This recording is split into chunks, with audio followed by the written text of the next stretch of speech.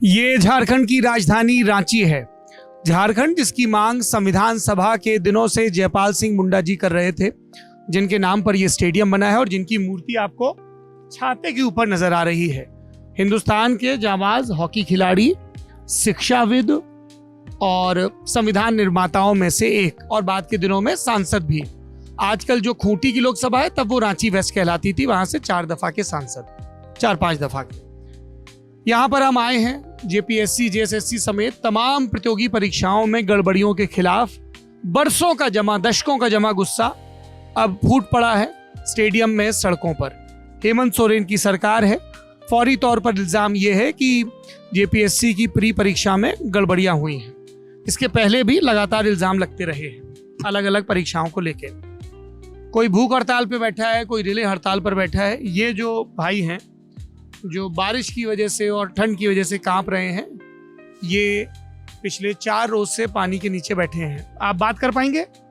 क्या नाम है आपका? मेरा नाम ब्रह्मानंद कुमार है और मैं रामगढ़ जिला से बिलोंग करता हूं, जो कि शिबू सोरेन और माननीय मुख्यमंत्री हेमंत सोरेन का गृह जिला है। उसी जिले से मैं भी बिलोंग करता हूं। यहाँ के हेमंत सोरेन, वहाँ के आप? जी हाँ। और नाम आपका है? ब्रह्मानंद कुमार। ब्रह्मानंद। कितनी उम्र है ब्रह्मानंद भाई आपकी? मेरी उम्र 34 वर्ष। 34 साल है। क्या काम करते हैं आप? मैं अभी बेरोजगार हूँ सर।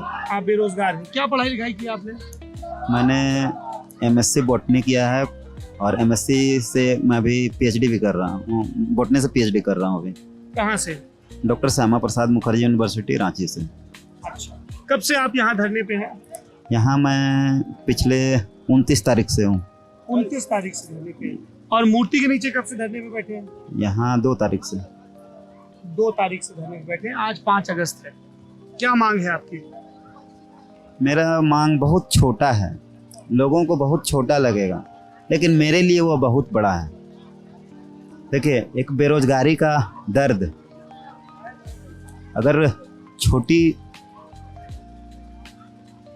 पदों में भी अगर मेरी नियुक्ति हो जाती ना, तो मैं अपने आप को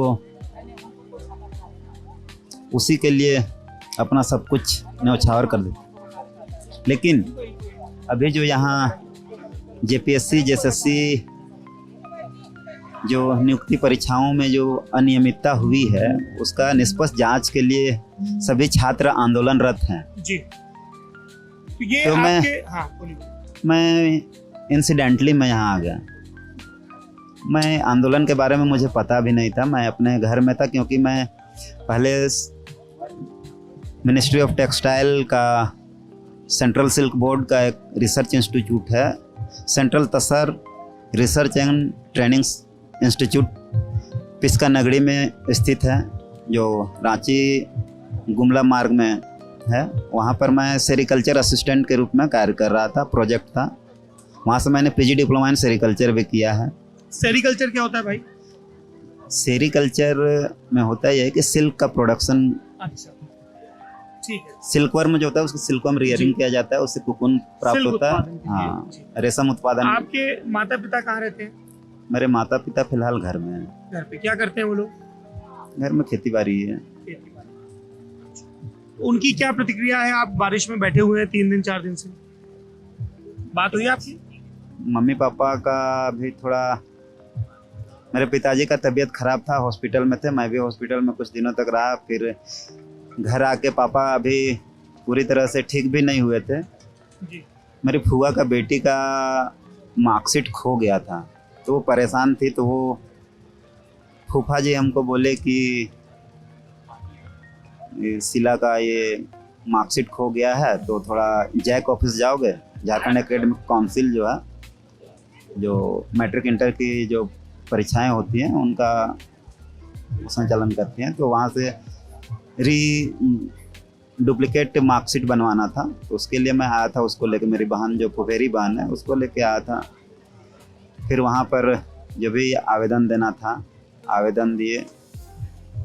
फिर वहाँ से उसको ससुराल जाना था, उसका ससुराल टंडवा में है, तो उसको बस में बैठाना था। लेकिन देर हो गई, तो वो और एक बहन रहती है उसके यहाँ, उसको छोड़े। उसके बाद मैं पीएचडी कर रहा हूँ डॉक्टर श्यामा प्रसाद मुखर्जी यूनिवर्सिटी। तो मेरे दोस्त वगैरह यहाँ हॉस्टल में रहते हैं, तो उन लोगों से बात किए तो वो लोग बोले कि अभी मैं थोड़ा बाहर हूँ, तो मैं मोराबादी मैदान में घूमने के लिए आ गया, क्योंकि मोराबादी में मेरा लगभग 10-15 साल मैं मोराबादी में बिताया हूँ। और वहीं पे बापू वाटिका है जहाँ पर ये आंदोलन छात्र लोग कर रहे थे, लेकिन डूरंड कप के चलते प्रशासनिक अनुमति वहाँ पर नहीं दी गई थी। तो वहाँ से प्रशासन बोली कि आप लोग यहाँ आंदोलन मत कीजिए, आप लोग चले जाइए जयपाल सिंह मुंडा स्टेडियम में, और वहाँ पे आप लोग अपना जो भी सत्याग्रह है अनिश्चितकालीन, क्योंकि ये अनिश्चितकालीन सत्याग्रह है, तो वहाँ आप लोग अपना जारी रखिए। तो यहाँ पर स्टेज बना, फिर छात्र लोग वहाँ से यहाँ ट्रांसफ़र हुए, सभी ट्रांसफ़र हुए। तो फिर मैं भी सोचा, फिर मैं, क्योंकि शाम को मैं देखा था वहाँ 28 तारीख को लास्ट में वहाँ थे, उसके बाद मैं सुबह में फिर वहीं गया तो देखा वहाँ कोई नहीं है। फिर बाद में पता चला कि यहाँ शिफ्ट हो गए हैं, तो मैं यहाँ आ गया। फिर उस दिन से मैं यहाँ लगातार। बारिश में बैठने का विचार कैसे आया? लगातार मैं पहले अंदर ही था, स्टेज में ही था। फिर यहाँ कब से बैठे? देवेंद्र दा भी यहाँ पे छात्र नेता हैं। हाँ, मैंने बात की उनसे, जो अभी वो भी अनशन में बैठे हुए हैं। तो मैं भी सोचा कि मांग मेरी भी है, एक छोटी सी मांग है। क्या? जो जेएसएससी के थ्रू एक एग्जाम लिया गया था कीट पालक का, जो सेरिकल्चर से रिलेटेड ही है। कीट पालक? हाँ जी हाँ, उसमें कीट पालन करके ही वो कुकुन का उत्पादन होता है, कुकुन से सिल्क निकलता है। मैंने पीजी डिप्लोमा किया है, उसी से पीजी डिप्लोमा इन सेरिकल्चर किया है। और कीट पालक की वैकेंसी आई तो मैंने अप्लाई किया। मैट्रिक लेवल का एग्जाम था, उसमें योग्यता अर्हता यह था कि मैट्रिक के बाद 1 वर्षीय सर्टिफिकेट कोर्स झारखंड रेशम तकनीकी विकास संस्थान चाईबासा में एक है, इंस्टीट्यूट है, वहाँ पर एक ट्रेनिंग होता है। उस ट्रेनिंग किए हुए जो स्टूडेंट है वो उसके लिए एलिजिबल थे, और मैं उसी सब्जेक्ट में पीजी डिप्लोमा इन सेरिकल्चर किया हूँ। तो मैंने भी अप्लाई किया। 2013 में भी नियुक्ति निकली थी, जो 15 में वो नियुक्ति प्रक्रिया पूरी हुई थी, उसमें पीजी डिप्लोमा इन सेरिकल्चर को भी लिया गया था। और अभी 2023 में जब नोटिफिकेशन आया, उस समय पीजी डिप्लोमा को उसमें मेंशन नहीं किया गया था। फिर भी जब फॉर्म भर रहे थे, उस समय ऑनलाइन फॉर्म भरा रहा था, तो वहाँ सिर्फ और सिर्फ एक ही इंस्टीट्यूट का सिलेक्शन मोड दिया हुआ था, झारखंड रेशम तकनीकी विकास संस्थान का। तो मैं वहाँ भरने का, फिल करने का कोई ऑप्शन नहीं था, तो मैं उसी को सेलेक्ट कर दिया, क्योंकि मैं वहाँ फैकल्टी रह चुका हूँ। उस इंस्टीट्यूट में जस्ट लिया चाईबासा में फैकल्टी रहा हूँ, सेरिकल्चर का है। फिर वहाँ से मेरा फिर चयन हो गया था central tasar research and training institute में, सेंट्रल वाले में। तो मैं वहाँ से यहाँ आ गया, क्योंकि मेरा पीएचडी भी चल रहा था, तो लैब में हम काम करना चाह रहे थे अपना पीएचडी वाला, क्योंकि मेरा बॉटनी सब्जेक्ट है। तो उसी में लैब में पॉसिबल, लेकिन पॉसिबल नहीं हो पाया। अभी तक मैं थीसिस लिख के जमा नहीं कर पाया हूँ, क्योंकि टेंशन में बहुत ज़्यादा है, क्योंकि उम्र भी, अब जो भी शादी हुई है आपकी? शादी नहीं हुई है।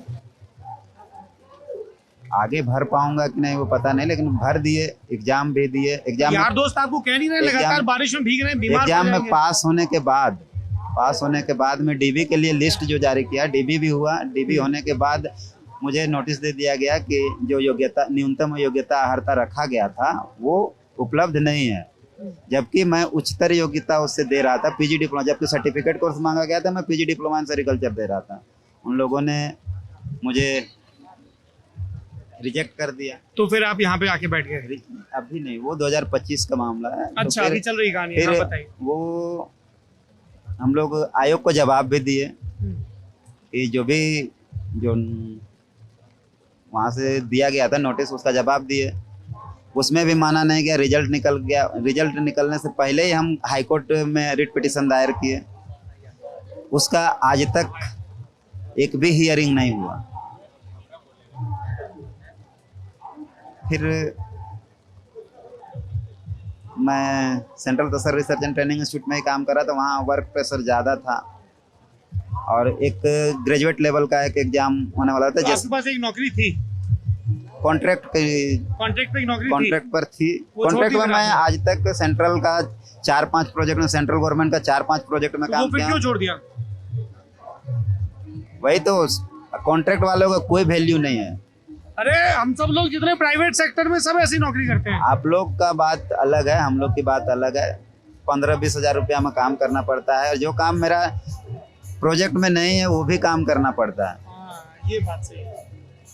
तो अभी तो क्या मांग है आपकी? मेरी परमानेंट नौकरी नहीं है, तो मैं परमानेंट नौकरी के लिए Permanent तैयारी नौकरी नहीं कर पाता था। मैं तैयारी करने के लिए थोड़ा बोला, तो उसमें मुझे कुछ लोगों के द्वारा बोला गया कि नहीं, प्रोजेक्ट के लिए तुम आए तो प्रोजेक्ट का काम तो करना ही पड़ेगा। सही बात।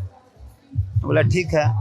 उन्होंने कंप्लेन बोले कि सैलरी लेते हो तो तुमको तो काम करना पड़ेगा प्रोजेक्ट। बोले कि सैलरी अगर लेते हैं तो काम तो हम ये नहीं बोले कि नहीं करेंगे, लेकिन अभी एग्जाम है तो एग्जाम तक तो पढ़ेंगे ना। एग्जाम जटिल है मामला आपका गुरु, बहुत ज्यादा ब्रह्मानंद जटिल भाई। है, अभी मैं एक्सप्लेन नहीं कर पा रहा हूँ। नहीं आपने बहुत एक्सप्लेन किया है।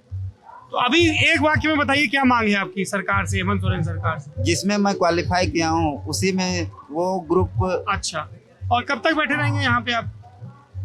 जब तक वो मांग नहीं पूरा होगा तब तक कि मैं तो आमरण अनशन के लिए ही बैठा था, लेकिन घर से सभी कोई आ गए, भैया लोग आए हैं, भाभी लोग आ गए, भतीजा है, भतीजी है, सभी कोई आ गए। भाभी से मिला, उनकी गोद में बच्चा भी था छोटा सा। सभी आ गए हैं, बोल रहे हैं कि तो अभी क्या आप करें? आमरण अनशन पे नहीं, लेकिन अनशन पे बैठे हुए हैं। आमरण अनशन पर ही हूँ, लेकिन अभी हम खत्म नहीं किए हैं। भोजन कर रहे हैं? नहीं, कुछ नहीं किए अभी तक। तो भैया भाभी लोग क्या बोल रहे हैं?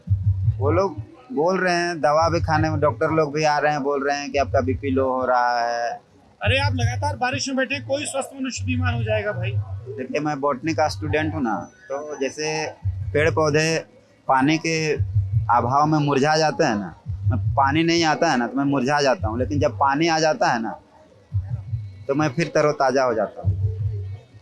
और लोग हमको पानी में भींजने नहीं देते हैं, वो कुछ ताने रहते हैं ऊपर, हमेशा छतरी लगा देते हैं या पर कुछ अभी तो लगा। आप देखिए भीगे हुए हैं, आपकी शर्ट पूरा सब भीगा हुआ है। 4 दिन से यही पहना हूँ, मैं यहीं सो रहा हूँ, यहीं रह रहा हूँ, ना खा रहा हूँ ना पी रहा हूँ, फिर भी अभी तक मुझे कोई प्रॉब्लम नहीं हो रहा। ये हम लगातार इस स्टेडियम में मौजूद अलग अलग मांगों के साथ प्रदर्शनकर्ताओं से बात करें, उसमें से एक ये है। सत्याग्रह के सबके अपने अपने तरीके हैं, इस तरीके के बारे में आपकी क्या राय है कमेंट बॉक्स में बताइए। आप देख रहे हैं इंडियन एक्सप्रेस हिंदी।